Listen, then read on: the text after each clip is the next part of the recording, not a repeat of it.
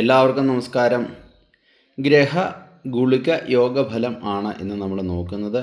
സംയുക്തയെ തപനേന മന്ദതനയെ എന്ന തുടങ്ങുന്ന ശ്ലോകം ബൃഹജ്ജാതക പദ്ധതി ഈ ടെക്സ്റ്റിലെയാണ്.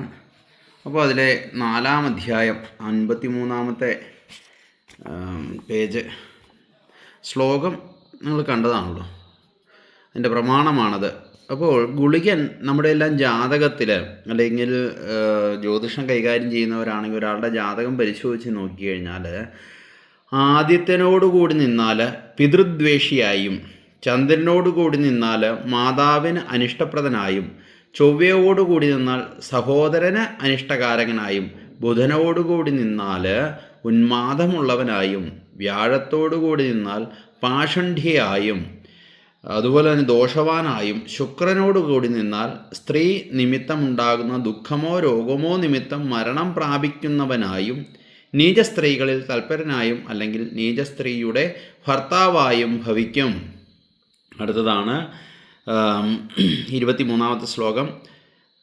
ഗുളികൻ ശനിയോടുകൂടി നിന്നാൽ കുഷ്ഠരോഗിയായും, അതുപോലെ തന്നെ അല്പായുസായും, രാഹുവിനോടുകൂടി നിന്നാൽ വിഷഭോജിയായും, കേതുവിനോടുകൂടി നിന്നാൽ അഗ്നിയാൽ പീഡിതനായും ഭവിക്കും. ഗുളികസ്ഥിത നക്ഷത്രം വിഷനാടിയ സഹിതമായാൽ രാജവംശത്തിൽ ജനിച്ചവനായിരുന്നാലും ഭിക്ഷ കൊണ്ട് ഉപജീവനം നടത്തുന്നവനായി തീരുകയും ചെയ്യും. ഇവിടെ ഗുളികാദികാലം അറിയുവാനുള്ള വഴിയെ കൂടി പറയുന്നു. അതാണ് അപ്പോൾ ഇതൊരു ഗണനക്രിയയാണ്, വേണമെങ്കിൽ പറഞ്ഞു പോകാം. ഞായർ മുതലായ 7 ആഴ്ചകളിൽ ക്രമേണ 26, 22, 18, 14, 10, 6, 2 ഈ നാഴികളിൽ ഗുളികകാലമാകുന്നു. രാത്രിയിൽ 5-ാമത്തെ ആഴ്ചയ്ക്ക് പറഞ്ഞ നാഴികയ്ക്ക് ഗുളികോദയമായി ഭവിക്കുകയും ചെയ്യും. അപ്പോൾ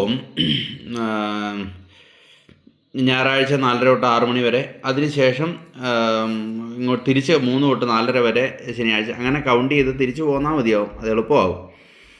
അപ്പോൾ ബാക്കി ഗണനക്രിയകളും മറ്റുള്ള കാര്യങ്ങളും കണ്ടു എന്ന് വിചാരിക്കുന്നു. ഗണനക്രിയകളൊന്നും നമ്മൾ ഇതിനകത്ത് പറയുന്നില്ല, അത് വേറെ ഒരു വീഡിയോയ്ക്കകത്ത് നമ്മൾ ആഡ് ചെയ്യുന്നുണ്ട്. അതുപോലെ തന്നെ പ്രശ്നം വെക്കുവാനായിട്ട് വേണ്ട അത്യാവശ്യം കാര്യങ്ങളെല്ലാം വെച്ചിട്ട് ഒരു വീഡിയോ ഉണ്ട്. അപ്പോൾ ആ വീഡിയോ വേണ്ടവർ പറയുക. ഏറെ പ്രയോജനകരമാണ് ആ വീഡിയോ ക്ലാസ്. നമസ്തേ.